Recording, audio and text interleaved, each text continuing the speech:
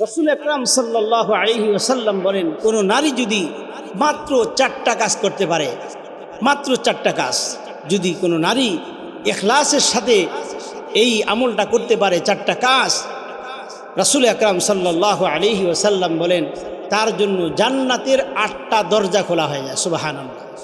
জান্নাতের সে যেই দরজা দিয়ে প্রবেশ করতে চাইবে সেই দরজা দিয়ে সে প্রবেশ করতে পারবে।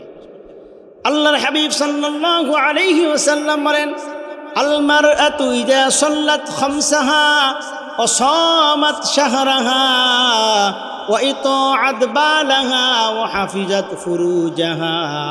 আল্লাহর হাবিব সাল্লাল্লাহু আলাইহি ওয়াসাল্লাম বলেন, কোনো নারী যদি 4টি কাজ করতে পারে, আল্লাহর হাবিব সাল্লাল্লাহু আলাইহি ওয়াসাল্লাম বলেন তার জন্য জান্নাতের 8টা দরজা খোলা হয়ে যায়। 1 নম্বর কাজ, ইজা সাল্লাত খামসাহা, যখন নামাজের সময় হয়ে যাবে, ওয়াক্ত মতো নামাজ পড়বে। আমাদের দেশের মহিলারা সময় ঠেলে নামাজ পড়ে, বিভিন্ন কাজকর্ম থাকে, রান্না বাড়া থাকে, এই কাজগুলা করতে করতে করতে শেষ ওক্তে গিয়া সময় ঠেলে ঠেলে তারা নামাজ পড়ে। আল্লাহর হাবিব সাল্লাল্লাহু আলাইহি ওয়াসাল্লাম বলে, না না, যে সকল নারীরা সময় হইলেই নামাজ পড়ে নিবে। আর 2 নম্বর কাজ হচ্ছে ওয়াসামাত শাহরাহা, রমজান মাস যখন চলে আসবে, রমজান মাসে তারা আল্লাহ পাকে রোজা রাখবে। 3 নম্বর হচ্ছে ওয়া ইতাআত বালাহা, স্বামীর হুকুম মানবে, স্বামীর আনুগত্য করবে। ও হাফিজাত ফুরুজাহা, এবং তার সতীত্ব রক্ষা করবে।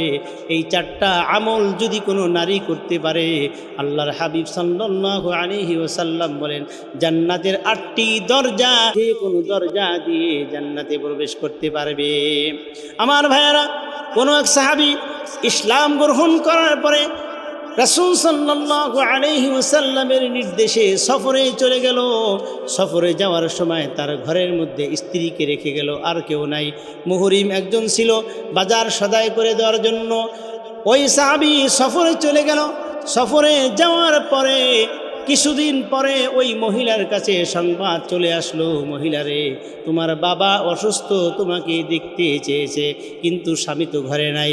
রাসূল আকরাম সাল্লাল্লাহু আলাইহি ওয়াসাল্লামের কাছে ওই মহিলা চিঠি লিখে পাঠালো, ইয়া রাসূলুল্লাহ, ইয়া হাবিবাল্লাহ, আমার বাবা অসুস্থ, আমার স্বামী তো সফরে, কিন্তু আমার বাবাকে দেখতে যাওয়ার মতো অনুমতি আছে কিনা?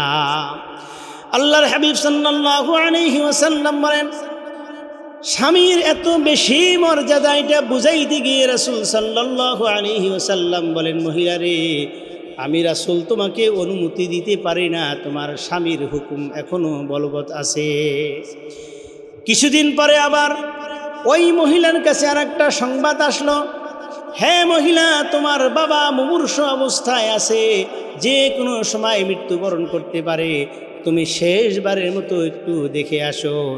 আল্লাহর হাবিব সাল্লাল্লাহু আলাইহি ওয়াসাল্লামের কাছে একটা চিঠি লিখে পাঠাইল, ইয়া রাসূলুল্লাহ, ইয়া হাবিবাল্লাহ, আমার স্বামী তো সফরে, আমি কি আমার বাবাকে একটু দেখতে যেতে পারি শেষবারের মতো? আল্লাহর হাবিব সাল্লাল্লাহু আলাইহি ওয়াসাল্লাম বলে, মহিলারে, তোমার স্বামীর হুকুম এখনো বলবৎ আছে, আমি রাসূল তোমাকে অনুমতি দিতে পারি না।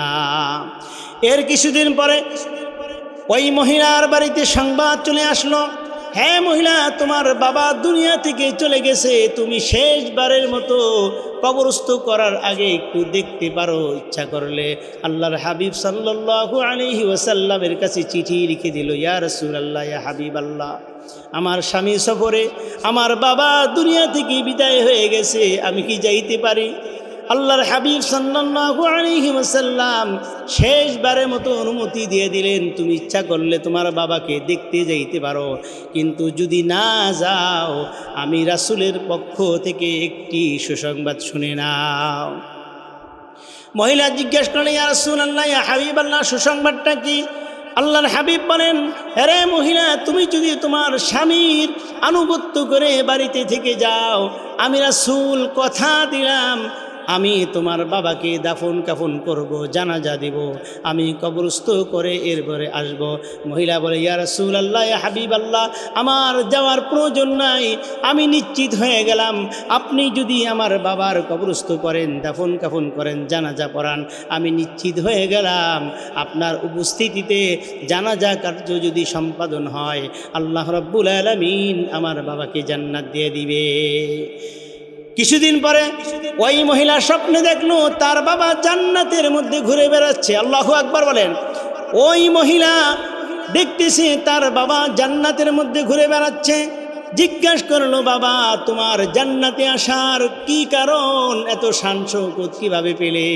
তার বাবা বলতেছে, ও তার কন্যাকে বলতেছে, মেয়েরে শোনো, তুমি যখন একবার দুইবার তৃতীয়বার সংবাদ পাওয়ার পরেও স্বামীর হুকুম মানার কারণে তুমি যখন আমাকে দেখতে আসলে না, আল্লাহর হাবিব সাল্লাল্লাহু আলাইহি ওয়াসাল্লাম নিজে দাফন কাফন করলেন। ওরে মেয়ে শোনো, স্বামীর অনুগত্য করার কারণে আমার আল্লাহ রাব্বুল আলামিন আমাকে জান্নাতের মালিক বানাইয়া দিয়েছে। জোরে বলি সুবহানাল্লাহ। তাহলে কোনো মানুষ, কোনো মহিলা যদি 4টি কাজ করতে পারে, আল্লাহর হাবিব বলেন জান্নাতের যে কোনো দরজা দিয়ে প্রবেশ করবে। 1 নাম্বার হচ্ছে সময় মতো নামাজ পড়বে। 2 নাম্বার যখন রমজানে মাস চলে আসবে রমজানের রোজা রাখবে। 3 নাম্বার স্বামীর আনুগত্য করবে। 4 নাম্বার সতীত্বের হেফাজত করবে। এই 4টা কাজ যদি করতে পারে, আল্লাহর হাবিব বলেন ওই মহিলা নিশ্চিত জান্নাতে চলে যাবে।